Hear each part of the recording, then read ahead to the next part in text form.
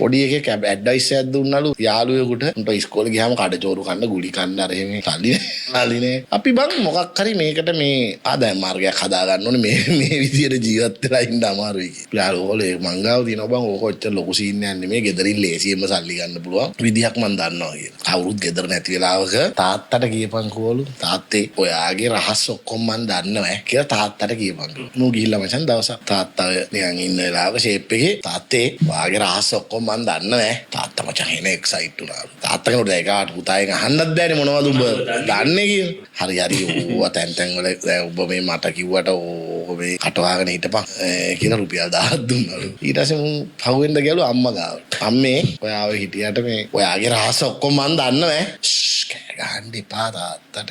හරි මං තමුසෙට දවසට 500 ගානේ දෙන්නම්කෝ. ඕවා දැන් තැන් වල කියන්න ඕනේ. දැන් හරිනේ වැඩි. ආදායමට අඩු 90 මචං වියදම හැඩ ගහනවනේ. මුට දැන් 1500 මදිනු දවස.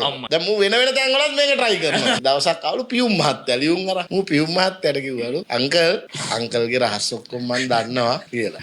අනේ මගේ පුතේ උඹ මාව අඳුරගත්තද? අට කියන්න විදියක් නැතුව